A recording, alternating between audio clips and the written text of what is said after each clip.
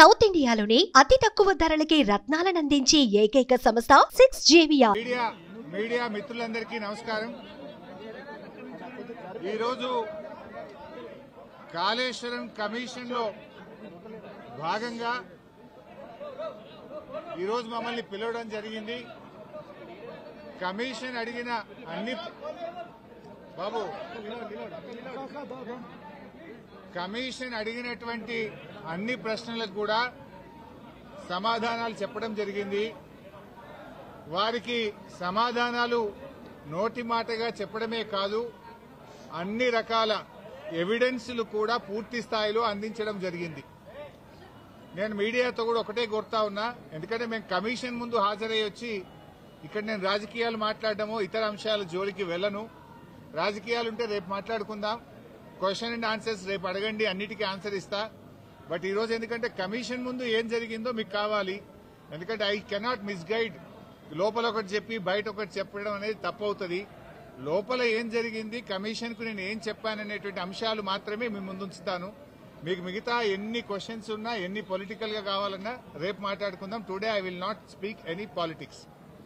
ముఖ్యంగా మొట్టమొదలు తమ్మిడిహట్టి నుంచి మేడిగడ్డకు ఎందుకు మార్చారు అనే దాని మీద చాలాసేపు డిస్కషన్ జరిగింది. దానికి నేను సవివరంగా సమాధానం చెప్పడం జరిగింది. ముఖ్యంగా కొత్తగా ఏర్పడ్డ తెలంగాణ ప్రభుత్వం తమ్మిడిహట్టి దగ్గరే దాన్ని కట్టడానికి అన్ని రకాల ప్రయత్నం చేశాము. నేను ఇరిగేషన్ మంత్రి అయినప్పుడు రివ్యూ చేసుకుంటే ప్రాణహిత చేవెళ్ల ప్రాజెక్టును 7 భాగాలు 28 ప్యాకేజీలుగా నిర్ణయించి టెండర్లు పిలిచి పనులు ప్రారంభించారు. హెడ్ దగ్గర పని స్టార్ట్ చేయకుండా తోకల దగ్గర పని స్టార్ట్ చేసిండ్రు. ఎక్కడైతే నీళ్లు డ్రా చేయాలో, ఎక్కడైతే తమ్మిడిహట్టి దగ్గర నుంచి నీళ్లు తేవాలో అక్కడ నుంచి పని ప్రారంభించకుండా ఎక్కడెక్కడో కాలువలు టన్నెలు తవ్వారు. సో నేను ఇరిగేషన్ మంత్రి అయిన తర్వాత రివ్యూ చేసి, మరి ఈ ప్రాజెక్టులో ఆల్రెడీ ఖర్చు జరిగింది కదా, దీన్ని కొనసాగించాలని అప్పటి మహారాష్ట్ర కాంగ్రెస్ ప్రభుత్వానికి మేము కన్సల్ట్ చేశాం. హసన్ మిష్రిఫ్ గారు కర్ణాటక ఇరిగేషన్ మినిస్టర్ గా ఉంటే ఆయన దగ్గరికి ప్రభుత్వం ఏర్పడ్డ నెల రోజులకే వెళ్లి, మీరు దయచేసి మాకు అనుమతి ఇవ్వండి, మేము ఇక్కడే మహారాష్ట్ర ప్రభుత్వానికి మేము కోరాం, దయచేసి మాకు అనుమతి ఇవ్వండి, మేము మా వాళ్ళు మాకంటే ముందున్న ప్రభుత్వం మరి తమ్మిడిహట్టిని నిర్ణయించుకొని ఆల్రెడీ పనులు ప్రారంభించారు, 28 ప్యాకేజీలకు టెండర్లు పిలిచారు, మమ్మల్ని ఇక్కడ కట్టుకోవడానికి అనుమతి ఇవ్వండి అని అప్పటి మహారాష్ట్ర కాంగ్రెస్ మంత్రి, నీటిపారుదల శాఖ మంత్రి హసన్ మిష్రిఫ్ గారిని కోరాం. ఆ మినిట్స్ ఆఫ్ ద మీటింగ్ కూడా కమిషన్ కి అందించాను. ఆనాడు ఇరిగేషన్ మంత్రిగా ఉన్నటువంటి మిష్రిఫ్ గారు చాలా స్పష్టంగా ఏం చెప్పిందంటే, మేము 7 ఏళ్లుగా ఇక్కడ కట్టడానికి ఒప్పుకోలేదు, మా రాష్ట్రంలో ధర్నాలు ఉద్యమాలు జరుగుతా ఉన్నాయి, మేము 152 మీటర్ల దగ్గర ఒప్పుకోలేము. ఈ విషయం మీద మా ముఖ్యమంత్రి పృథ్వీరాజ్ చౌహాన్ గారు మీ ముఖ్యమంత్రి కిరణ్ కుమార్ రెడ్డికి ఇప్పటికే లేఖ రాశారు అని ఆ లేఖ నాకు అందించారు. ఆ లేఖని ఇప్పుడు కమిషన్ దృష్టికి తీసుకుపోయాను నేను. ఆ లేఖలో ఏముందంటే, మీకు మీరుగా నిర్ణయించుకొని పనులు ప్రారంభిస్తే మీరు చేసే ఖర్చు, మీరు చేసే డబ్బు ఏదైతే ఖర్చు చేస్తుందో అదంతా వృధాగా మారే అవకాశం ఉంది అని పృథ్వీరాజ్ చౌహాన్ గారు మన రాష్ట్ర ముఖ్యమంత్రికి రాసిన లేఖను ఆనాటి కాంగ్రెస్ మంత్రి నాకు ఇచ్చారు. అంటే మీరు ఇట్లా పోతున్నారు, తప్పు అనే విషయం, ఆ విషయం కూడా కమిషన్ దృష్టికి తీసుకుపోయాం. ఎట్ ద సేమ్ టైం ఒక 5-6 మీటింగ్లు జరిగినాయి మహారాష్ట్ర తెలంగాణ మధ్య. 5-6 మీటింగ్లు మినిస్టర్ లెవెల్లో, ఇంజనీర్ల లెవెల్లో.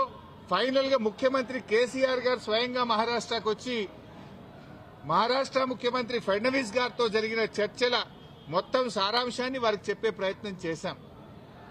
ఎందుకంటే అనేక ప్రయత్నాలు చేశాం. మహారాష్ట్రలో కాంగ్రెస్ ప్రభుత్వంపై బీజేపీ ప్రభుత్వం వచ్చింది. అప్పుడు గిరీష్ మహాజన్ గారు నీటిపారుదల శాఖ మంత్రిగా ఉంటే 2015 జనవరిలో నేను వెళ్లి గిరీష్ మహాజన్ గారిని కూడా, మీరు ఎంత నష్టపరిహారం అడిగినా ఇస్తాము, దయచేసి మాకు ఉద్యమాల్లో నుంచి వచ్చిన ప్రభుత్వం, నీళ్ల కోసమే తెలంగాణ ఉద్యమం జరిగింది, నీళ్లే మాకు జీవాధారం, మాకు తమ్మిడిహట్టి దగ్గర అనుమతించండి అని గిరీష్ మహాజన్ గారిని కూడా కోరాం. ఆయన కూడా ససేమిరా అన్నారు. అప్పుడు మన రాష్ట్ర ముఖ్యమంత్రి కేసీఆర్ గారు స్వయంగా మహారాష్ట్రకు వచ్చి అక్కడ మహారాష్ట్ర రాజ్ భవన్ లో విద్యాసాగర్ రావు గారి గవర్నర్ గారి సమక్షంలో మహారాష్ట్ర ముఖ్యమంత్రి ఫడ్నవీస్ గారిని 17 ఫిబ్రవరి 2015 రోజు తమ్మిడిహట్టి దగ్గర బ్యారేజ్ కట్టడానికి అనుమతి ఇవ్వండి అని అనేక రకాలుగా కేసీఆర్ గారు మహారాష్ట్ర ప్రభుత్వాన్ని మహారాష్ట్ర ముఖ్యమంత్రి గారికి విజ్ఞప్తులు చేశారు. అయినా వారు ససేమిరా అన్నారు.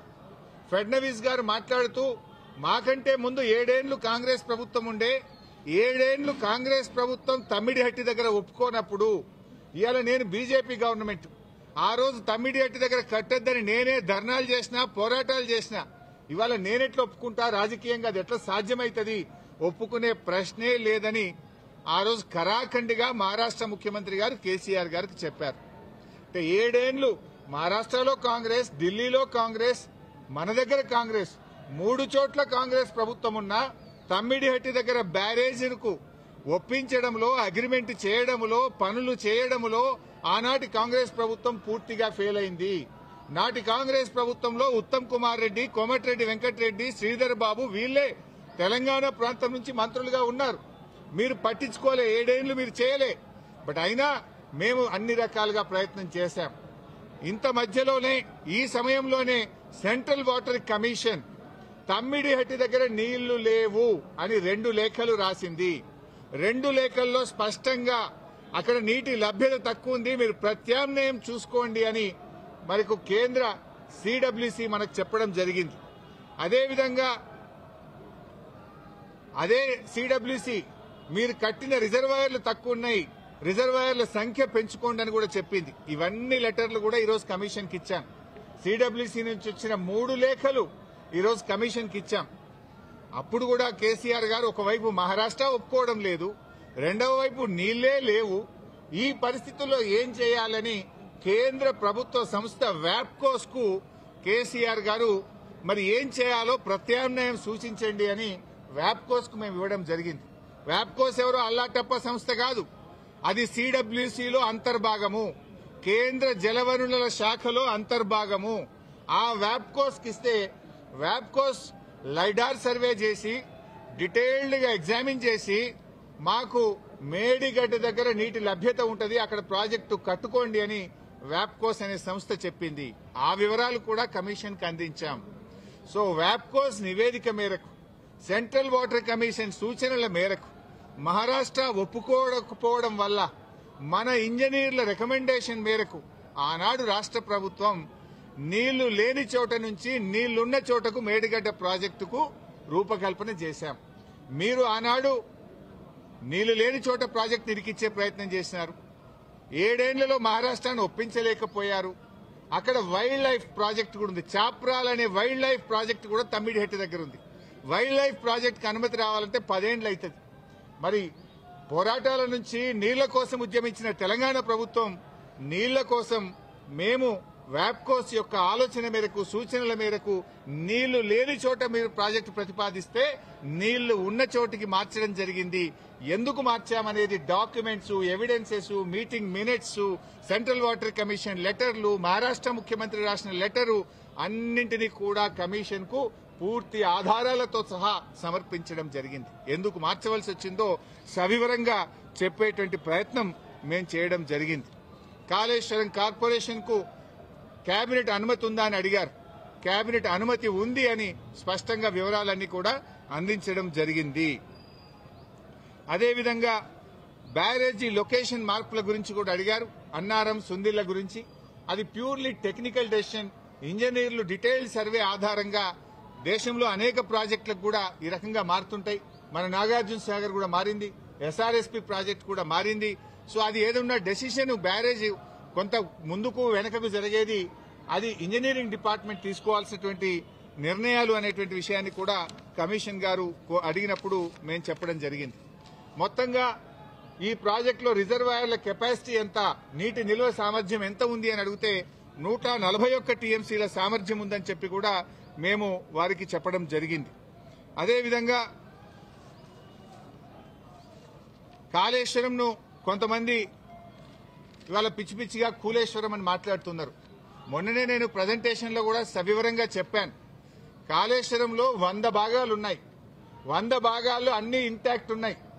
లైక్ ఇప్పుడు మనం మొన్న అనుకున్నట్టుగా 3 బ్యారేజీల్లో, అదేవిధంగా కాళేశ్వరంలో 16 రిజర్వాయర్లు, 19 సబ్స్టేషన్లు, 21 పంప్ హౌస్లు, 203 కిలోమీటర్ల గ్రావిటీ టనెళ్లు, 98 కిలోమీటర్ల ప్రెషర్ మెయిన్స్, 1531 కిలోమీటర్ల గ్రావిటీ కెనాల్స్, ఇవన్నీ కూడా ఇంటాక్ట్ ఉన్నాయి.